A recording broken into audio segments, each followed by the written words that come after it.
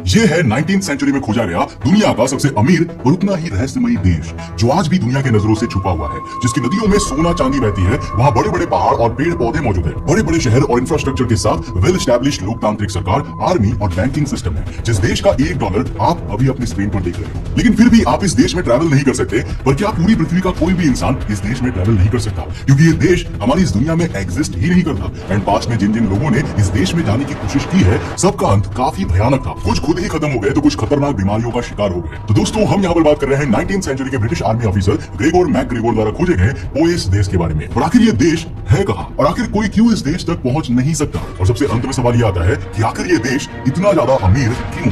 तो hello guys, मैं हूं कौशिक और चलिए शुरू करते हैं एक और नए एपिसोड को।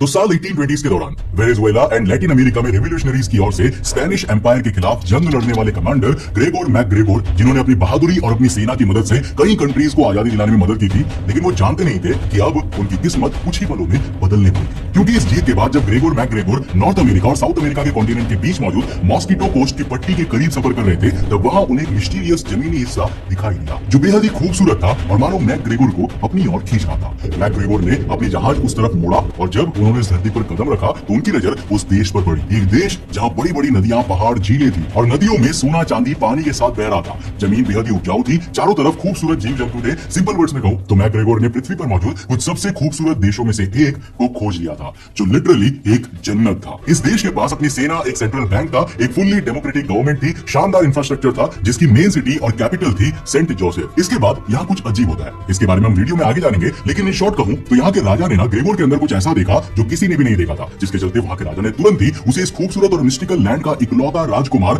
घोषित कर दिया और उसे अपने इस पोएस देश को और बेहतर बनाने के लिए इंग्लैंड से कुछ सेटलर्स, यानी कि यहाँ रहने के लिए लोगों एंड इंफ्रास्ट्रक्चर को और भी बेहतर करने के लिए इन्वेस्टमेंट मनी लाने को कहा। अब दोस्तों, वीडियो में आगे बढ़ने से पहले जिस तरह आप हमारे साथ यूट्यूब पे कनेक्टेड हो ना, उसी तरह आप हमारे साथ इंस्टाग्राम पे और भी ज्यादा क्लोजली कनेक्ट हो सकते हो। मुझे इंस्टाग्राम हैंडल पे फॉलो करके, जहाँ पे मैं जल्द ही लाइव सेशन शुरू करने वाला हूँ, जहाँ पर आपको कई तरह के एजुकेशनल रील्स भी मिल जाती है और साथ ही साथ आपको अपडेट्स भी मिलते हैं कि मैं कहाँ जा रहा हूँ और क्या कर रहा हूँ। तो जाकर के मुझे इंस्टाग्राम पे फॉलो कर लेना, जहाँ पर आप मुझसे बात भी कर सकते हो। अब वीडियो में वापस आते हैं। मैकग्रेगोर बहुत ही खुश था और अब वो अपने इस खूबसूरत देश के बारे में इंग्लैंड में जाकर लोगों को बताना चाहता था। अब मैकग्रेगोर जैसे इंग्लैंड में पहुंचा, उसने अपने आप को ब्रिटिश गवर्नमेंट एंड लोगों के सामने एक राजकुमार की तरफ पेश करना शुरू कर दिया और अभी तक दुनिया से छुपी इस पैराडाइज किंगडम के बारे में पूरे लंदन को बताने लगा। उसने कई न्यूज़पेपर्स को इंटरव्यू दिए, अपने देश की खूबसूरती और वहां के जाने के रास्ते को बताते हुए किताबें भी लिखी। इतना ही नहीं, उसने पूरे इंग्लैंड में अलग अलग शहरों में अपने शहर की एम्बेसीज बनाई और वहां पर लोगों से इस नए कंट्री में, यानी कि इस नए स्वर्ग में चलने के लिए रिक्वेस्ट की, जिसके बदले में उसे एक छोटी सी अमाउंट चाहिए थी।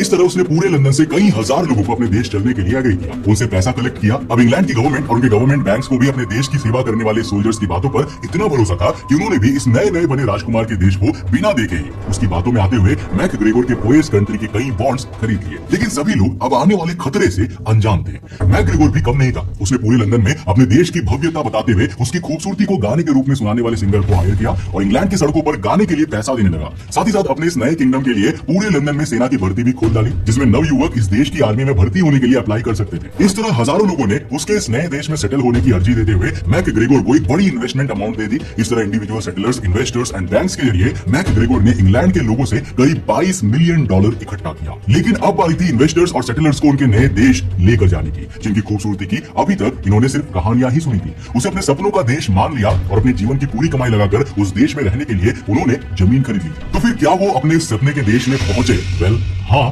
पर इस मिस्टीरियस लैंड को देखकर उनका जो हाल हुआ वो बताने से पहले हम जानेंगे कि आखिर ये ग्रेगोर मैकग्रेगोर है कौन, क्योंकि इस पूरी स्टोरी का मेन कैरेक्टर यही बंदा है। अब आगे जो भी होने वाला है, ये आपने और इस मिस्टीरियस लैंड पर जमीन खरीदने वाले लोगों ने कभी भी सोचा भी नहीं होगा। स्वर्ग से सुंदर मिस्टिकल लैंड पोएस के प्रिंस मैकग्रेगोर का जन्म क्रिसमस के दौरान सन 1786 में हुआ था। पर शॉकिंगली प्रिंस मैकग्रेगोर के पिता कोई किंग नहीं थे, बल्कि ब्रिटिश आर्मी के सोल्जर थे और ईस्ट इंडिया कंपनी को सर्व करते थे, जिनके आर्मी में कनेक्शन के चलते मैकग्रेगोर को 16 साल की उम्र में ही ब्रिटिश आर्मी में भर्ती कर लिया गया। मैकग्रेगोर के अंदर हमेशा से ही कुछ खास था, जिसके चलते उसने तेजी से तरक्की हासिल की, क्योंकि आर्मी में ज्वाइनिंग के केवल एक ही साल बाद उसे लेफ्टिनेंट बना दिया गया। पर यह खासियत उसकी कोई लीडरशिप क्वालिटी या फिर आर्मी में कोई बहादुरी नहीं थी, बल्कि यह खासियत थी उसके पैसे की ताकत। क्योंकि जिस प्रमोशन को पाने में करीब 3 साल लगते थे, उसने पहले साल की आर्मी की ट्रेनिंग के दौरान ही रिश्वत देकर हासिल कर ली। खैर, चाहे जो भी हो, इतनी कम उम्र में इतनी बड़ी आर्मी रैंक मिलने के चलते जून 1805 में उसकी 19 साल की उम्र में आर्मी एडमिरल की बेटी मारिया बोवाटर से शादी हो गई, जिससे उसके आर्मी में कनेक्शन और भी ज्यादा बेहतर हो गए। साथ ही साथ शादी के कुछ ही समय बाद उसे आर्मी में कैप्टन बना दिया गया गया जिस पोस्ट को पाने में 7 साल लगते थे, लेकिन केवल एक शादी के चलते उसने ये पोस्ट 1 साल के अंदर पाली थी। कुल मिलाकर बताऊं तो जिस रैंक पर पहुंचने में किसी साधारण सोल्जर को 10 साल लगते थे ना, उसे मैकग्रेगोर के तेज दिमाग और पैसे की ताकत ने 2 साल में ही दिला दी थी। इसके बाद उसने आर्मी में और कुछ सालों तक काम भी किया और काफी नाम भी कमाया। इसके बाद मई 1810 में उसने 24 साल की कम उम्र में ही रिटायरमेंट भी ले ली, लेकिन इसी दौरान उसे युद्ध के मैदान में उतरने का एक और मौका मिला। और जब सन 1812 में लैटिन अमेरिका के कई हिस्सों में चल रही स्वतंत्रता की जंग में उसने जनरल फ्रांसिस्को de मिरांडा का साथ लेने का फैसला किया, जो वेनेजुएला की स्वतंत्रता के लिए स्पेनिश एम्पायर के खिलाफ लड़ रहे थे। उस समय भी मैकग्रेगोर ने दोबारा से धोखाधड़ी करके आर्मी कोलोनल की पोस्ट हासिल की और युद्ध में खुद की बड़ी सेना के साथ स्पेन के खिलाफ लड़ाई लड़ी। और सन 1820 में इसी तरह लैटिन अमेरिका में चल रही युद्ध के बाद जब मैकग्रेगोर अपना घर लौट रहा था, तब उसे ये सपनों का देश पोएस मिला, जिसमें एक स्वर्ग कहलाने की सारी क्वालिटी थी। लेकिन दोस्तों रुको, अभी तक हमने जैसे मैकग्रेगोर की पूरी जिंदगी को देखा ना, उसकी जिंदगी में कुछ भी रियल नहीं था, बल्कि हर चीज उसके द्वारा बनाई गई थी। चाहे उसकी फेक रैंक हो या पैसे और ताकत के लिए शादी हो, जो कि उसने जरूरत पड़ने पर 2 बार की थी। तो क्या इस बार भी कुछ ऐसा था जो मैकग्रेगोर उन सेटलर्स और इन्वेस्टर्स को नहीं बता रहा था, जो इस मिस्टीरियस पोयास देश में जाने वाले थे? वेल, हाँ, लंदन से पोयास के लिए निकलने से पहले कई सेटलर्स ने अपने आखिरी बचे ब्रिटिश करेंसी पाउंड को भी मैकग्रेगोर से कहकर उसके पोयास पाउंड में एक्सचेंज कर लिया, ताकि वो पोयास में उसकी करेंसी से कुछ भी खरीद सके और अपना जीवन खुशहाली में जी सके। सब कुछ एकदम रेडी था। टोटल 4 ट्रिप्स प्लान की गई थी, जिसमें 100 से 500 लोग ग्रुप्स में अलग अलग शिप्स के जरिए कुछ महीनों के गैप के साथ अपने सपनों के देश ट्रैवल करने वाले थे। पहले शिप का सफर सितंबर 1822 में शुरू हुआ, जिसमें छोटी से छोटी उम्र से मिलाकर बड़ी से बड़ी उम्र के पैसेंजर्स यानी औरतें और बच्चे, कई परिवार भी थे। इस शिप के लंदन से निकलने के कुछ ही महीनों बाद 200 नए पैसेंजर्स के साथ एक और जहाज कैरंसली कैसल भी पोयास के लिए रवाना हो गई। सभी लोग खुश थे और इस यात्रा के दौरान समुद्र के नजारों का लुत्फ उठा रहे थे, पर ये नहीं जानते थे कि जिस सफर को अपनी नई जिंदगी की शुरुआत वो मान रहे हैं ना, वह उनके जीवन की एक सबसे बड़ी गलती साबित होने वाली थी। नवंबर 1822 फर्स्ट शिप के कैप्टन ने पैसेंजर को इन्फॉर्म किया कि हम पोयास पहुंचने ही वाले हैं। दूर से दिख रहा पोयास काफी हरा भरा दिख रहा था, पर जब शिप पोयास के तट पर पहुंचा तो वहां उस नए देश के निवासियों को रिसीव करने कोई भी मौजूद नहीं था। बस एक खाली सुनसान जगह थी, जिसके सामने बड़े बड़े पेड़ और जंगल दिखाई दे रहे थे। पैसेंजर्स ने सोचा कि शायद इस देश के वासी सेना या फिर गवर्नमेंट का कोई ऑफिशियल उन्हें थोड़ी देर में लेने आएगा, पर उन्हें कोई भी लेने तो आया नहीं। पर अब दूसरी शिप जो पोयास के लिए निकली थी, वो भी ब्रिटेन से यहाँ इस बंजारा आइलैंड के किनारे पर आकर खड़ी हो गई। अब दोनों शिप्स पैसेंजर्स को यहाँ पर छोड़कर वापस चली गई और सभी पैसेंजर्स, जिनमें औरतें और बच्चे मिलाकर कई 100 लोग शामिल थे, बैठकर इस पोयास कंट्री के किसी ऑफिशियल का इंतजार कर रहे थे। लेकिन उनके कुछ घंटों का इंतजार धीरे धीरे बढ़ने लगा और अब पूरा दिन बीत गया। रात में पैसेंजर्स ने टेंट्स बनाकर मॉस्किटो कोस्ट के इन्हीं जंगलों में किसी तरह रात बिताई, पर दिन के हालात भी ऐसे ही थे। अब इनका बचा हुआ खाना भी खत्म होने लगा था। कुछ लोगों ने आइलैंड के आसपास घूमकर किसी ऑफिशियल को ढूंढने की कोशिश की, पर ऑफिशियल देश, शहर या पक्का मकान तो छोड़िए, उन्हें वहां पर कोई इंसान या फिर झोपड़ी तक नहीं दिखाई दी। बस दूर दूर तक केवल जंगल फैला हुआ था। ना कोई नदी थी, ना पहाड़ थी, ना ही कोई देश था, और ना ही कोई सरकार, और ना ही कोई कैपिटल, और ना तो कोई बैंकिंग सिस्टम। इन शॉर्ट कहूं तो अभी स्वर्ग से सुंदर पोयास देश कहे जा रहे जंगल को देखकर यहाँ अपना पूरा घर बार, जीवन भर की कमाई मैकग्रेगोर को देकर बसने आए लोग ये समझ चुके थे कि उनके साथ बहुत बड़ा धोखा हुआ है। उन्हें एक ऐसा देश बेचा गया है जो मैप पर ही नहीं बल्कि दुनिया में भी मौजूद नहीं है, और उससे जुड़ी कोई भी चीज के कोई भी मायने नहीं रखती। ना ही उस देश में बॉन्ड्स के कोई मायने हैं और ना ही उस देश की करेंसी के। ये सिर्फ एक पेपर है एक ऐसे देश की इकोनॉमी की जो एग्जिस्ट ही नहीं करती। नॉट जस्ट इमेजिन कि मैकग्रेगोर ने यहाँ दुनिया का और मानव इतिहास का शायद सबसे बड़ा स्कैम किया था। लंदन के बैंक्स और लोगों को पूरा का पूरा एक ऐसा देश बेचकर जो कि कभी एग्जिस्ट ही नहीं करता था। इसलिए जब मॉस्किटो कोस्ट पर मौजूद पैसेंजर्स को मैकग्रेगोर के इस स्कैम का अंदाजा हुआ तो सभी अब अपनी जान बचाने की कोशिशों में लग गए। कुछ शिकार करने की कोशिश करने लगे तो कुछ मदद के लिए इधर उधर देखने लगे, पर समय के साथ साथ उनकी हालत और बदतर होती गई। ना तो उन्हें इन बेजान जंगलों में कुछ शिकार करने के लिए मिला और ना ही उन्हें किसी भी तरह की कोई मदद मिली। धीरे धीरे अब उन पैसेंजर्स की हालत खराब होने लगी थी। लोग भूख से तड़पने लगे थे, बच्चे और औरतें बीमार होने लगे थे। कोई भी रूल एंड रेगुलेशन ना होने के कारण लोग एक दूसरे से जोर जबरदस्ती छीना झपटी करने लगे, एक दूसरे को चोट पहुंचाने लगे, एक दूसरे की जान लेने लगे। हालत इतनी खराब हो गई कि कुछ लोगों ने बचने की उम्मीद ही खो दी। कुछ ही हफ्तों में कई 100 लोगों का ये ग्रुप सिमट कर कुछ लोगों का ही हो गया। जो बचे भी वो बस कुछ ही दिनों के मेहमान थे, पर किस्मत से उनका अंत ये नहीं था, क्योंकि पास से गुजरने वाली British army ship Mexican eagle mosquito island पर मौजूद तड़पते हुए लोगों को देख लिया था, जिनमें अब खुद मदद मांगने तक की जान भी नहीं बची थी। इसके बाद ईगल शिप के सोल्जर्स ने वहां जाकर इन लोगों की हालत देखी तो वो भी चौंक गए। अब उन्होंने सारी सिचुएशन समझने की कोशिश की और सिचुएशन समझने के बाद लोगों को आश्वासन दिया कि वो फ्री में उन्हें इंग्लैंड तक उनके घर पहुंचाएंगे, जो कि उन्होंने किया भी।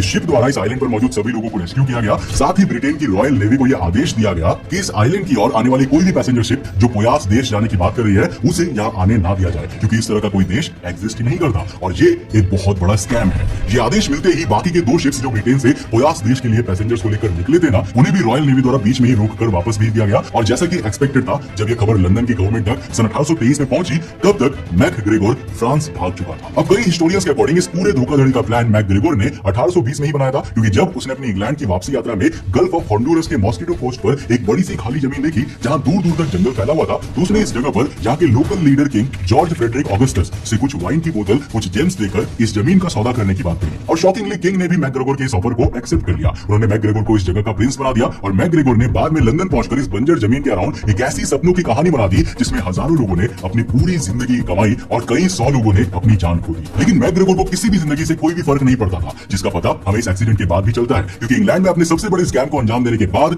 आदत से मजबूर मैकग्रेगोर ने फ्रांस के पेरिस में जाकर भी अपनी इस इमेजिनरी कंट्री को दोबारा बेचना शुरू कर दिया। और इस बार उसके जाल में फ्रांस के कई अमीर लोग भी आए और इस तरह उसने फ्रांस में भी करीब 3 लाख पाउंड की धोखाधड़ी की। और जब फ्रांस में सडनली बहुत से लोग एक ऐसी कंट्री का पासपोर्ट बनवाने की अर्जी देने लगे ना, जो फ्रांस के रिकॉर्ड्स में मौजूद ही नहीं था, तो वहां के ऑफिशियल्स सतर्क हो गए और फाइनली मैकग्रेगोर को पूछताछ के लिए बुलाया गया। और जहां पर उसके पूरे प्लान का पर्दाफाश हुआ और उसे सजा के तौर पर जेल में डाल दिया गया। इस तरह कई सालों तक मैकग्रेगोर जेल में रहा, लेकिन ब्रिटिश गवर्नमेंट में उसके अच्छे कनेक्शन और रिटायर्ड ब्रिटिश ऑफिसर होने के चलते उसे लंदन गवर्नमेंट द्वारा फ्रांस से इवैक्यूएट करवा दिया गया। अब आपको लग रहा होगा कि शायद मैकग्रेगोर को लंदन में उसके द्वारा किए गए फ्रॉड और इस फ्रॉड के चलते लोगों की जो जिंदगी गई थी उसकी सजा दी जाएगी, पर आप गलत हो, क्योंकि लंदन में जाकर तो उसका जीवन और भी बेहतर हो गया। उस पर किसी भी तरह की कोई भी कार्रवाई नहीं हुई। उसने अपने कनेक्शंस के बलबूते पर अपने आप को बचा लिया, जहां तक कि उसने इन फ्रॉड के द्वारा कमाई वेल्थ को भी अपने पास ही रखा और एक ऐसो आराम की जिंदगी जीते हुए 1845 में मैकग्रेगोर की मौत हो गई। अब उसके अंत के बाद भी उसे उसके किए की सजा नहीं मिली, बल्कि उसे उसके आर्मी बैकग्राउंड के कारण पूरा मिलिट्री बेरियल दिया गया। लेकिन उसकी पूरी जिंदगी में उसे उस क्राइम की कोई भी सजा नहीं मिली, जिसके कारण कई हजार लोगों के सपने टूटे। उससे लंदन की स्टॉक मार्केट ऑलमोस्ट क्रैश हो गई और कई परिवारों ने बंजर आइलैंड पर बिना किसी मदद के अपने परिवार और अपनी जान को गंवा दिया। और हालात तो यह है कि आपको मैकग्रेगोर की ये कहानी,